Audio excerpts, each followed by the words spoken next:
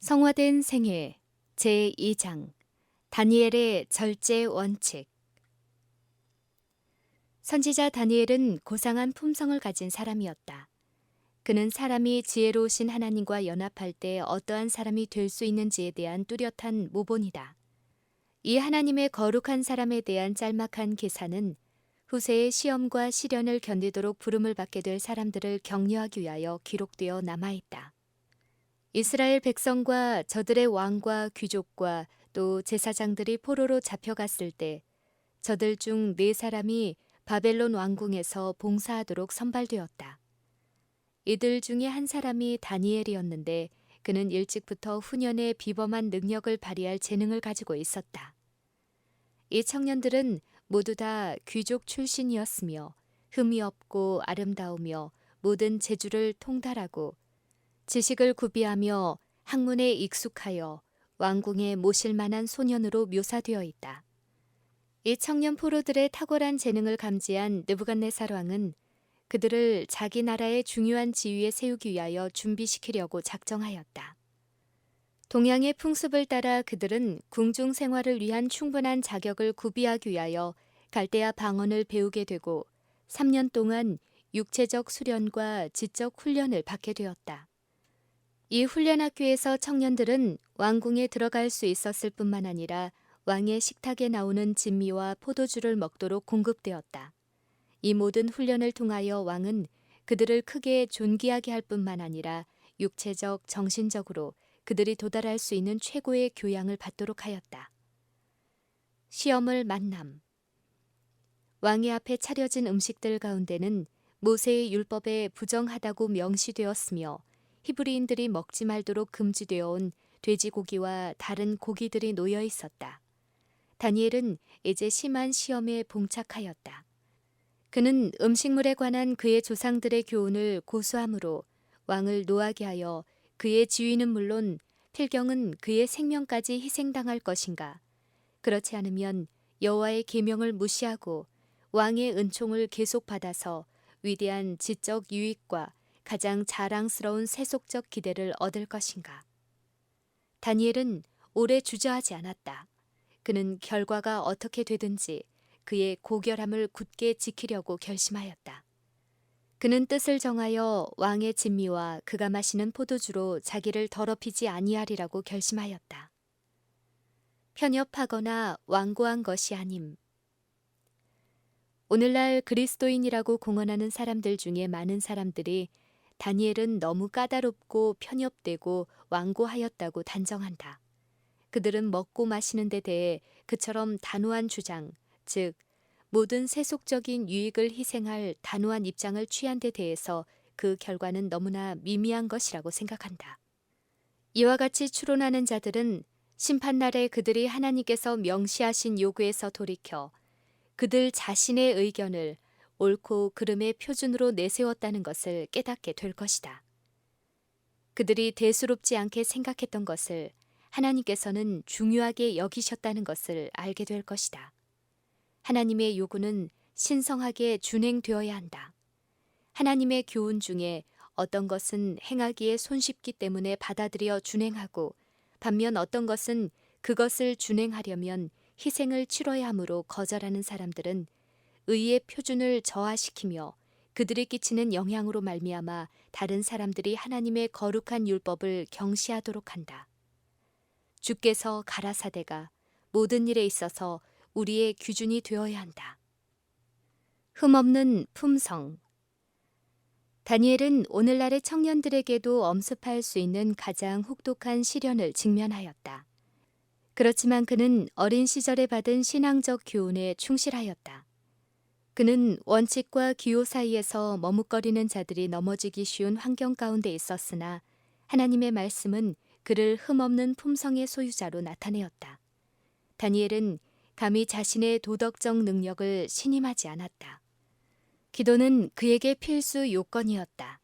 그는 하나님을 자신의 힘으로 삼았으며 그의 생애의 모든 일을 행할 때에는 항상 하나님을 경외하는 마음으로 모든 일을 하였다. 다니엘은 순수한 온유의 기품을 소유하였다. 그는 진실하고 고상하였다.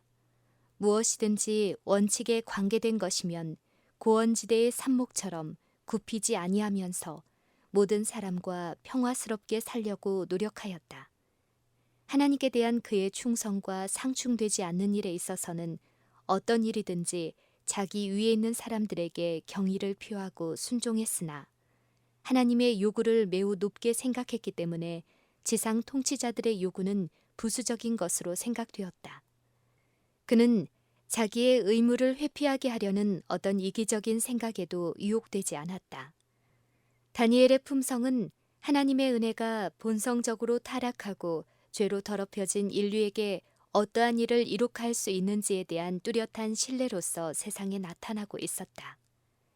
그의 고상하고 자기를 부정한 생활은 우리 평범한 인류에게 격려를 주고 있다. 이것으로부터 우리는 당당하고도 확고히 시험을 저항하며 가장 혹독한 시련 가운데서라도 온유한 품성을 지니고 정의의 편에 설 수 있는 힘을 얻게 된다. 생명보다 귀중한 하나님의 인정하심. 다니엘이 그의 엄격한 절제 습관에서 벗어나려면 그럴듯한 구실을 찾아낼 수도 있었을 것이나 하나님의 인정을 지상에서 가장 세력 있는 주권자의 은총보다도 아니 생명 그 자체보다도 더 귀중히 여겼다. 다니엘은 그의 예모 있는 행동으로 히브리 청년들을 담당한 환관장에게 환심을 사면서 그들이 왕이 먹는 고기를 먹지 않고 왕이 마시는 포도주를 마시지 않게 해달라고 간청하였다.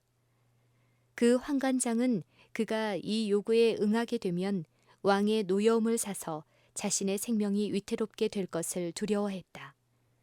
오늘날의 많은 사람들이 생각하는 것처럼 그도 절식은 이 청년들을 외관상으로 창백하고 병약하게 하며 또 육신적인 힘을 부족하게 할 것이며 왕의 식탁에서 나오는 호사스러운 음식은 그들을 활기 있고 아름답게 하여 신체적, 정신적 활력을 증진시킬 줄로 생각하였다. 다니엘이 그 문제를 10일간 시험을 함으로써 결정하고자 하였다. 그것은 다른 친구들이 왕의 진미를 먹는 동안 짧은 시간이나 히브리 청년들은 단순한 음식들을 먹도록 허락해 줄 것이었다. 그 요청은 마침내 허락을 받게 되었는데 다니엘은 그 시험에서 이길 것을 확신하였다. 비록 젊었을지라도 그는 술과 호사스러운 생활이 육체적, 정신적 건강에 주는 해로운 영향을 알고 있었다. 하나님께서 당신의 종들을 보호하심. 10일이 지나자 그 결과는 환관장이 예상했던 것과는 정반대로 나타났다. 그들은 습관을 따라 절제 있게 생활한 청년들이 식욕에 방종했던 동료들보다 신체적인 용모뿐만 아니라 육체적 활동과 정신적 활력에 있어서도 아주 우월하다는 것을 나타내었다. 이 시험의 결과로 다니엘과 그의 친구들은 왕궁의 직무를 맡기 위한 그들의 전 훈련 과정 동안 계속해서 단순한 식물을 취할 수 있다는 허락을 받았다. 하나님께서는 이 히브리 청년들의 확고부동함과 극기를 인정하심으로 그들을 귀히 여기셨고 축복하셨다. 그분은 이 네 소년에게 지식을 얻게 하시며 모든 학문과 재주에 명철하게 하신 외에 다니엘은 또 모든 이상과 몽조를 깨달아 알게 하셨다. 3년의 훈련 기간이 끝날 때에 왕이 그들의 능력과 학식을 시험하고 무리 중에 다니엘과 하나냐와 미사엘과 아사랴와 같은 자 없으므로 그들로 왕 앞에 모시게 하고 왕이 그들에게 모든 일을 묻는 중에 그 지혜와 총명이 온 나라 박수와 술객보다 10배나 나은 줄 알게 되었다.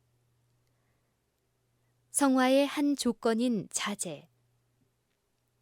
다니엘의 생애는 성화된 성품이 무엇으로 구성되었는가에 대한 하나의 고무적인 신뢰가 된다. 그의 생애는 우리들 특히 청년들에게 한 교훈을 주고 있다. 하나님의 요구에 철저하게 순종하면 심신의 건강에 유익을 준다. 도덕적으로나 지적으로 최고의 표준에 이르려면 하나님께 지혜와 힘을 구하고 모든 생활 습관 가운데서 엄격한 절제를 행할 필요가 있다. 다니엘과 그의 친구들의 경험에서 우리는 식욕에 방종하려는 유혹을 물리치면 원칙이 승리하는 신뢰를 알게 된다. 그 신뢰는 비록 젊은이들에게 커다란 희생이 된다고 할지라도 신앙적 원칙을 통하여 육신의 정욕에 승리할 수 있으며 하나님의 요구에 진실할 수 있다는 것을 우리에게 알려준다. 다니엘과 그 친구들이 이방 관리들과 타협해서 바벨론 사람들의 습관처럼 먹고 마심으로써 그런 경우의 압제에 굴복하였더라면 어떻게 되었을 것인가? 원칙에 어긋나는 한 가지 행동으로 그들은 의에 대한 개념을 약화시키며 악에 대한 증오심을 약하게 할 수 있었다. 식욕의 방종으로 육체적 정력과 지력의 명철과 영적 능력을 희생시킬 수 있었을 것이다.